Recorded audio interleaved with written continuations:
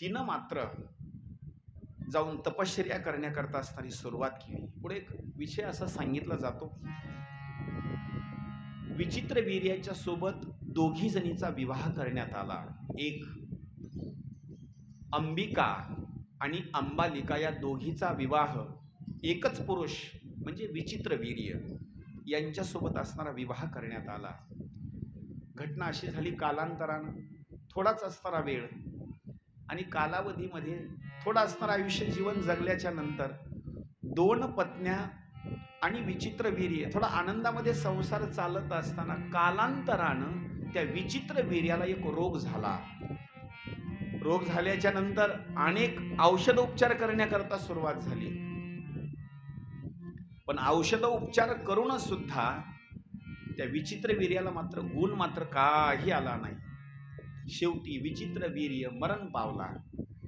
विचित्र वीर्य मरण पावल्याच्या नंतर दोन्ही असणाऱ्या पत्न्या मात्र विधवा झाल्या. आता इथे एक वर्णन असं केलेलं आहे, दोन पत्न्या आहेत, पोटी पुत्र संतान नाही, वंश खंडित होण्याची वेळ आली.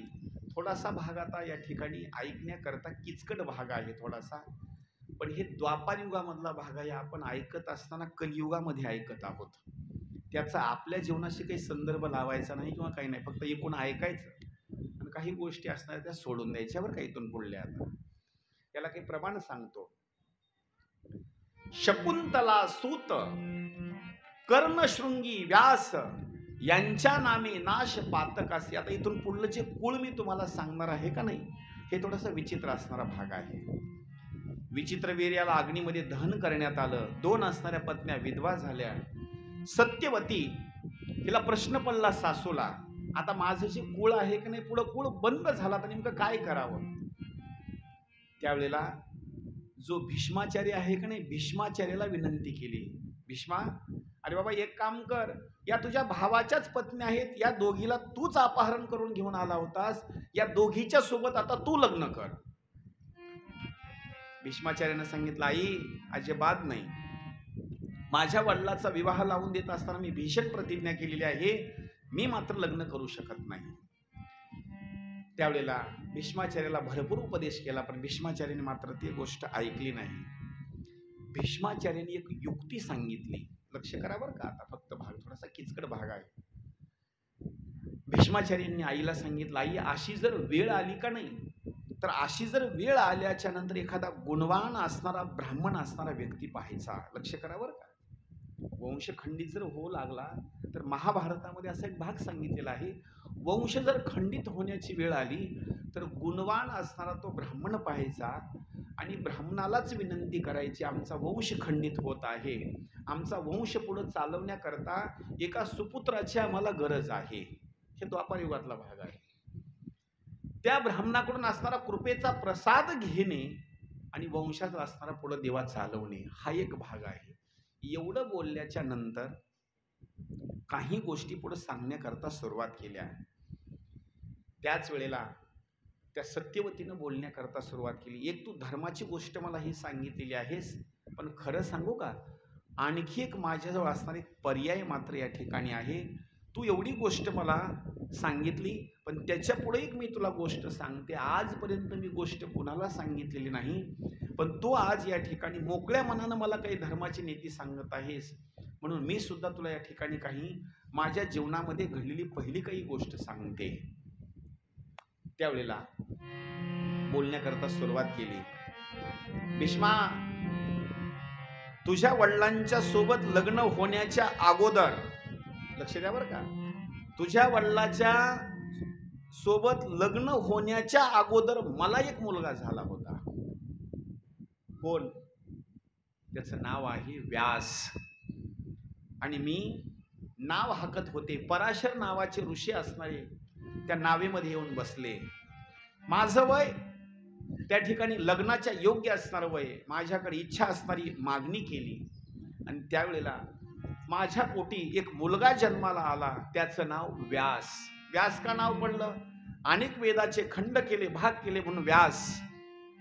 द्वैपायन, जिथं जन्म दिला, ज्या नदीच्या ठिकाणी जन्म दिला त्या मुलाला, म्हणून त्याचं नाव द्वैपायन.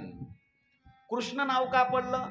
त्या व्यासांचा शरीराचा जो कलर आहे का नाही, सगळा कलर हा काळा कलर आहे, म्हणून कृष्ण द्वैपायन व्यास महत्वाचा भाग आहे बरं का हा. आणि जन्म झाल्याबरोबर त्या लेकरानं मला हात जोडले आणि सांगितलं, आई मी चलतो बरं का आता, पण लक्षात ठेव, ज्या ज्या वेळेला तुला संकट येईल आणि तू नुसतं माझं स्मरण करायचं, स्मरण केल्याबरोबर मी तुझ्या समोर हजर होईल. कुठलीही तुझी असणारी अपेक्षा असू दे, कुठलंही संकट असू दे, त्या संकटाच्या वेळेला तू कार्य सांगायचं आणि ते कार्य असताना मी ऐकायचं. त्यावेळेला भीष्माचार्याला सांगितलं, भीष्मा, माझ्याकडं असताना तो जो मुलगा आहे का नाही, त्याचं स्मरण केल्याबरोबर असताना तो व्यास येईल, पण एक विनंती आहे बाबा, त्या व्यासाला मी विनंती करील आणि विनंती केल्याच्या नंतर त्याच्याकडून असणारी ही वंश परंपरा चालवण्याचा मी प्रयत्न करील, पण याला तुझी सहमती पाहिजे. कारण भीष्म कोण आहे? त्या सत्यवतीचा असणारा एक मुलगाच आहे. त्यावेळेला भीष्माचार्यानं सांगितलं, जर वंश जर या ठिकाणी जर खंडित होत असेल तर वंशाला पुढे चालवण्याकरता याच्यामध्ये माझी सुद्धा परवानगीच आहे. त्या भीष्माचार्यांनी परवानगी दिली. तेवढ्याच वेळामध्ये त्या सत्यवतीनं स्मरण केलं व्यास महर्षींचं, म्हणजे मुलगाच व्यास महर्षी. स्मरण केल्याबरोबर, नुसती आठवण केल्याबरोबर व्यास महर्षी समोर असणारे हजरच. अहो आपण हाका मारतो आज मुलाला, लक्ष करा बरं का. अरे बाळो, अरे पिंटो, आपण हाका मारतो, हाका मारून नरडं कोरडं पडतं, तरी लेकरू आव मात्र म्हणत नाही. नुसतं आईनं स्मरण केलं, नुसतं स्मरण केल्याबरोबर तर व्यास महर्षी समोर प्रगट झाले. प्रगट झाल्याच्या नंतर आईचं दर्शन घेतलं, कडकडून आईला भेटले. आणि भेटल्याच्या नंतर किती दिवसाला आईची आणि मुलाची भेट आहे विचार करा. जन्म झाल्याबरोबर जे गेलेले आहेत का नाही, त्याच्यानंतर व्यासांची आणि आईची आणखी भेट नाही. किती कालावधी निघून गेलाय बघा. म्हणजे कमीत कमी या वयाची भूमिका जर सांगायची म्हटलं तर 30-40 वर्षाचा कालावधी असेल तो. एवढ्या कालावधीच्या नंतर मुलाची आणि आईची असणारी भेट झालेली आहे. आणि कसं आहे, या आईची आणि मुलाची ताटातूट झाल्याच्या नंतर एक प्रमाण सुद्धा सांगितलेलं आहे, चुकली या माय बाळ हुर हुर पाहे, तैसे झाले माझ्या जीवा, केव्हा भेटशी केशवा. ह्या दोघांची चुकामुक झालेली. म्हणजे कसं, व्यास निघून गेलेली, आता ही भेट झाली. आणि भेट झाल्याच्या नंतर आईनं सांगितलं, बाळा किती दिवसानं भेट, आई तू माझं स्मरण केलंस, नेमकं अडचण काय आहे, कार्य काय आहे मला सांग. सत्यवतीनं सांगितलं, बाळा एक अडचण अशी आहे, माझ्या असणाऱ्या ज्या 2 सुना आहेत त्यांचे पती मरण पावले विचित्रवीरी. धर्माची असणारी जी परंपरा आहे, वंश या ठिकाणी खंडित होण्याची वेळ आलेली आहे. एक माझी विनंती आहे, यांच्यासोबत तो असणारा समागमाचा असणारा भाग करणे आणि हा वंश पुढे चालवण्याकरता तुझा कृपेचा असणारा आशीर्वाद देणे. त्यावेळेला व्यास महर्षीनं सांगितलं, आई काही हरकत नाही, पण माझे काही नियम आहेत, त्या नियमानुसार जर तुझ्या 2 सुनांनी जर तसं आचरण केलं तर मुलं सुद्धा त्या ठिकाणी चांगले जन्माला येतील. भीष्माचार्यांनी सहमती दिलेली होती. आणि व्यास महर्षींनी आईला बोलण्याकरता सुरुवात केली, आई तुझ्या ज्या 2 सुना आहेत का नाही, या सुनांना 1 वर्षापर्यंत काही नियम करावे लागतील. त्याच्यानंतर त्यांच्यासोबत काही संसाराची मी भूमिका करील. 1 वर्षापर्यंत काही अन्न खाणे, काही झोपीवर नियंत्रण करणे, असं 1 वर्षापर्यंत त्यांनी जीवन जगलं पाहिजे. सत्यवतीनं सांगितलं, अरे व्यासा 1 वर्षाचा कालावधी म्हणजे कमी कालावधी नाही. 1 वर्षामध्ये तर काही ना काही घटना, नव्या घटना घडतात, काही जुन्या असणाऱ्या घटना असतात. अरे हा कालावधी कमी नाही. इथं कुणाचा भरवसा आहे, तर कुणाचा सुद्धा असणारा भरवसा नाही. अनेक घटना असणाऱ्या ठिकाणी घडतात. व्यासा तात्काळ निर्णय होईल किंवा तात्काळ या ठिकाणी काहीतरी गोष्ट घडेल आणि पुत्रप्राप्ती होईल, याच्याकरता तुला लवकर काहीतरी प्रयत्न करावा लागेल. व्यास महर्षींना सांगितलं, आई खरं सांगू का, एखाद्या महिलेच्या जवळ मी जाणे किंवा महिला माझ्या जवळ येणे, याच्यामध्ये एक सांगू का, एखादी महिला जर माझ्या शरीराच्या जवळ आली तर माझं तेज मात्र त्या महिलेला सहन होणार नाही. का? त्याचं कारण एक आहे. व्यास म्हणजे तुम्ही साधारण समजू नका बरं का. व्यास म्हणजे एवढे साधारण नाही. व्यास महर्षी म्हणजे साक्षात भगवंताचा अवतार आहे. आणि जिथं भगवंताचा अवतार व्यास आहेत म्हणजे त्यांचं तेज किती आहे.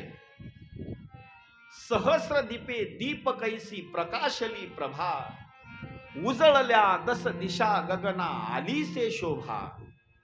म्हणजे सहस्रदीप जसा प्रकाश पडतो का नाही तसं व्यासाचं असणारं तेज आहे. आणि हे तेज व्यासाचं कोण सहन करू शकेल? कुठली महिला? व्यासानं सांगितलं, आई माझं तेज सहन करू शकेल अशी महिला नाही. अरे व्यासा, मग दुसरी काहीतरी युक्ती? हो आई, एक युक्ती सांगतो. लक्षात ठेव, मी तुझ्या सुनेच्या सोबत असणार काही संसाराची भूमिका करील, पण त्या ठिकाणी तुझी सून मात्र भिली नाही पाहिजे. ही गोष्ट लक्षात ठेव. सांगितलं, ऋतुस्नान झाल्याच्या नंतर माझं तू स्मरण कर आणि रात्रीच्या 12च्या नंतर असताना तुझ्या सुनेला असणारी मी भेट मात्र देईल, पण सावध अवस्थेमध्ये असणारं सांगायचं बरं का. गोष्ट सांगितली. ऋतुस्नान झालं आणि सुनला समजावून सांगण्याकरता सासूनं सांगितलं. आता हे थोडा भाग वेगळा आहे. सासूनं सुनला हात जोडलेने सांगितलं, बाळ, धर्माचीच नीती अशी आहे, धर्मनीतीचा हा ऐकावा व्यवहार, निवडिले सार असार ते. धर्मनीतीच अशी आहे, वंश परंपरा खंडित होण्याची वेळ आलेली आहे. हा अधर्म आहे, पण या ठिकाणी अधर्मातून सुद्धा धर्म करण्याची वेळ आहे. माझी विनंती आहे, तुला आता या ठिकाणी अधर्म करावा लागेल. लक्षात ठेव, रात्रीच्या 12च्या नंतर व्यास महर्षी तुला भेट देण्याकरता येतील, पण तू मात्र त्या गोष्टीला सहमती दे बरं का. रात्रीचा प्रसंग, 12च्या नंतर अंधारी असणारी ती रात्र आणि एकांतामध्ये असणारी ती सून म्हणजे अंबिका. रात्रीचा असणारा तो प्रसंग आहे. 12 वाजून गेलेले आहेत आणि व्यास महर्षींनी तिला दर्शन देण्याकरता काय केलं? आपलं जे सगळं शरीर आहे का नाही, या शरीराला तूप लावलं. तूप, गोष्ट लक्ष देऊन ऐका. सगळं शरीराला तूप लावलं. आपल्या ज्या जटा होत्या का नाही, जटा अशा मोकळ्या केल्या. या शरीराला सुद्धा असताना तूप लावलं म्हणजे आपला चेहरा व्यवस्थित तिथं दिसू नये. तेज भरपूर होतं. अकराळ विक्राळ असणार असं शरीर ते दिसायला, म्हणजे ओरिजिनल जे व्यासाचं स्वरूप होतं ते व्यासाचं ओरिजिनल स्वरूप मात्र त्या सुनला मात्र कळू नये म्हणून असा अकराळ विक्राळ चेहरा व्यासांनी बनवला. का? इथं वंश परंपरा चालवायची आहे. फक्त कशा करता? फक्त वंशाचा दिवा पुढे लावायचा आहे, कामाची तृप्ती करण्याकरता नाही. म्हणून काय केलं? आपलं शरीर ओळखू येऊ दिलं नाही. व्यास महर्षीने रात्री 12 वाजता आले. आल्याच्या नंतर व्यास महर्षीचा चेहरा, सगळं शरीर ज्यावेळेला त्या अंबिकेनं बघितलं का नाही, अंबिका भिली. इतकी भीती वाटली, इतकी भीती वाटली. अकराळ विक्राळ असणारं ते रूप आणि भीतीयुक्त असणारं वातावरण, त्या अंबिकेनं दोन्हीही डोळे लावून घेतले. लक्ष बरं का, कथा कशी सुंदर आहे पहा. अकराळ विक्राळ असणार रूप, व्यास महर्षी दर्शन देण्याकरता आलेले आहेत, कृपा प्रसाद वंश परंपरा चालवण्याकरता आलेले आहेत. आल्याच्या नंतर त्यावेळेला व्यासांचा चेहरा बघितल्याच्या नंतर त्या अंबिकेनं डोळे झाकून घेतले. त्या रात्रीचा असणारा प्रसंग, दोघांचा असणारा तो मिलनाचा असणारा भाग. रात्र संपली. सकाळी व्यास महर्षी घराच्या बाहेर निघाले महलाच्या. आईनं प्रश्न विचारला सत्यवतीनं. कुणाला? व्यासांना. अरे व्यासा, तुम्ही दोघांनी एकांत वासामध्ये होता, कालांतरानं आता मुलगा होईल का नाही होईल? व्यासांनी सांगितलं, आई मुलगा होईल बर का, पण सांग ना मुलगा कसा जन्माला येईल? व्यासांनी सांगितलं, आई मुलगा असा जन्माला येईल की त्याच्या शरीरामध्ये 1000 हत्तीचं बळ होईल. किती हत्तीचं? एका हत्तीचं नाही, 1000 हत्तीचं बळ होईल. एवढंच नाही, त्या मुलाला 100 मुलं होतील. पुढलं सुद्धा भविष्य सांगितलं. हे तर आणखी जन्मालाच आलं नाही. किती कौतुकाची गोष्ट आहे. जो मुलगा जन्माला येणार आहे त्याच्या शरीरामध्ये 1 हत्तीचं बळ होईल. नवे त्याला सुद्धा 100 असणारे मुलं होतील, पण एवढा शब्द पुढे वापरला. आईनं सांगितलं पण म्हणजे नेमकं काय? पण आई